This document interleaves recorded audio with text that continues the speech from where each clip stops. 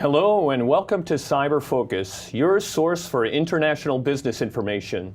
My name is Tim Smith and our guest today is Mr. Hideo Ito. Mr. Ito has more than 36 years of experience with Toshiba Corporation, following various senior level executive positions, including chairman and CEO of Toshiba America Electronic Components, Inc., from 1997 through 2000. Mr. Ito was appointed Toshiba's corporate representative for the Americas and chairman and CEO of Toshiba America, Inc. In June 2002, during his many years with Toshiba Corporation, Mr. Ito specialized in the management of international sales, marketing, and strategic planning. In 2005, he founded his consulting firm, HI International Consulting, LLC. Today, Mr. Ito will draw from his many years of experience as an international business leader to discuss his path to success, technology's role in modern business, and international business practices. Also, Mr. Ito is a proud graduate of the Kelley School of Business. Mr. Ito, thank you so much for joining me today. Thank you. Thank you. Thank you for inviting this place. Well, it is our pleasure to have you back at Kelley. Thank you. To begin with, could you tell us about your career within Toshiba Corporation? Did you start out wanting to be a chairman and CEO? And was the plan that you would lead an internationally renowned company? Tell us your thoughts about that, please. Well, I was not sure that what would be my future when I joined Toshiba in 1969.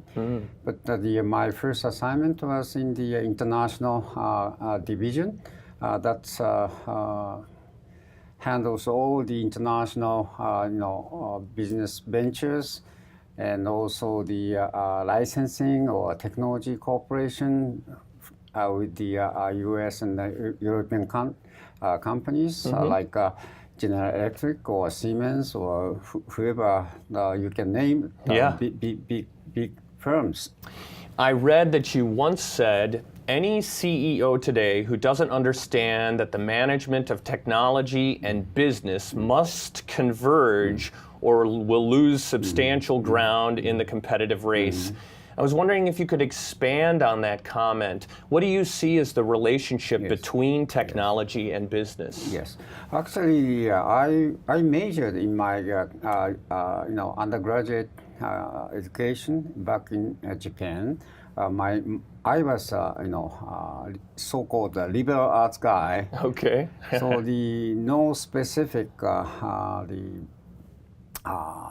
genre I studied, especially for the technologies. Okay. I was rather international relations, and also later I majored at Western political thought. Okay. So it doesn't mean any relations with the technology. But maybe that better prepared you for that. But yes, because a broader knowledge about the how this world is formed, that is kind of my weapon in one sense. And then after joining Toshiba, I was assigned in such international operations. But later, I was very deeply involved in the semiconductor businesses. Okay. In the as I mentioned that in the international division, I was rather electronics area. I focused, but in case of semiconductors, also silicons, application is very important. Applications, I mean the for example, chips to be used for computing, microprocessors or memories to store the data, all those applications. And in the maybe mid 80s, the applications both digital and analog. So the radio, TVs, or whatever you can name, many different applications. Each application needs to have a very specific chips to cope with the requirement for the particular products. So I learned a lot through. Yeah. And also in the semiconductor, I worked as the number 2 in the then largest IC plant in the world, not for Toshiba. It's as a kind of the senior manager for the operation, and I managed the kind of investment for 2 years. I spent all those wow, fascinating. for my operation. So what were some of the takeaways from that unique experience? Well, that because I had to cope with the customers, like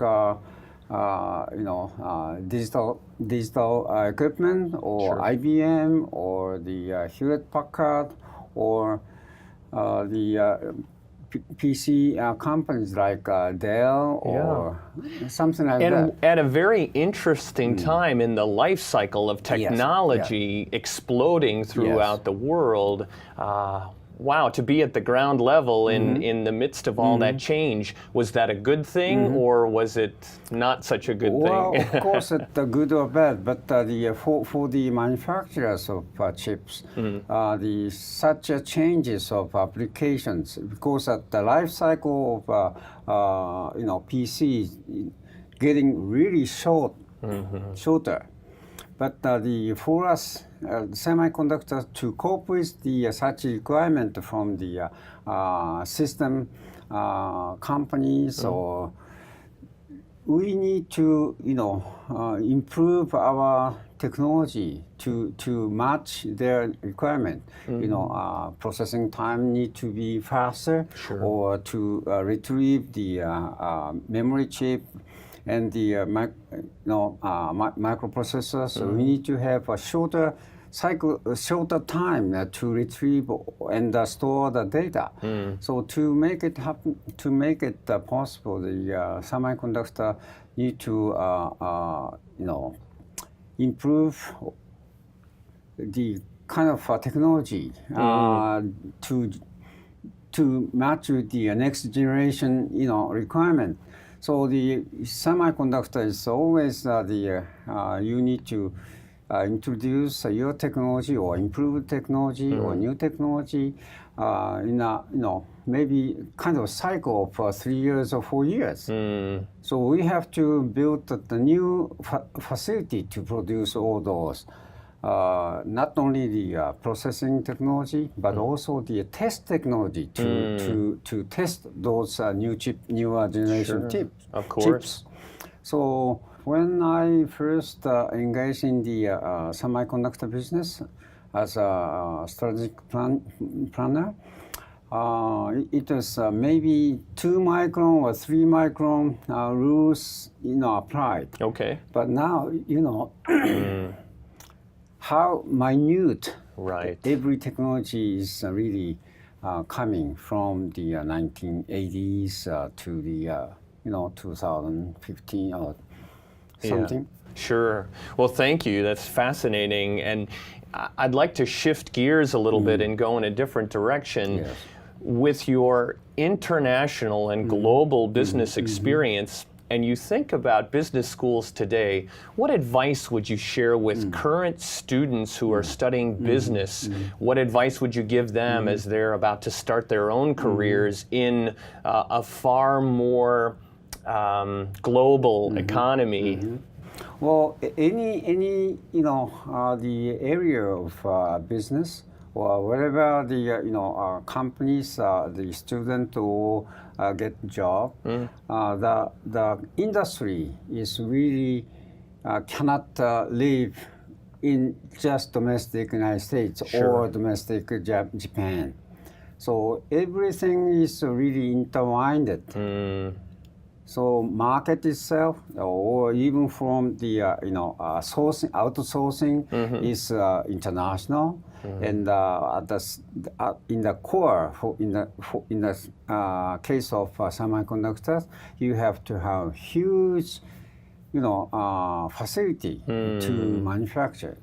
So that's all intertwined Of course. internationally. So when you first got a job, or maybe in which company or sector you're very much interested in, you have to have a kind of a perspectives from now to the what would be in the future in 10, 20 years later. Certainly. That is very much important to all the MBA students. And also not only the manufacturing or production or logistics, but the everywhere IT technology is the dominant in one sense, or kind of backbones for every business. Absolutely. So you have to have a kind of the real understanding of how each or your or the students' choice is really backed up all those technologies. So unless just not that the finance, just not the accounting, or just the marketing, you have to understand that how those basis of the current technologies in the especially the computing, or that's damn important to understand. Absolutely. Great. Thank you so much, Hideo. I appreciate it. That's all the time we have for this Cyber Focus edition. I want to thank you again, Mr. Ito, for coming and visiting us and speaking with us today. Thank you very much. Thank you so much. That's all for this edition of Cyber Focus. Thank you for tuning in.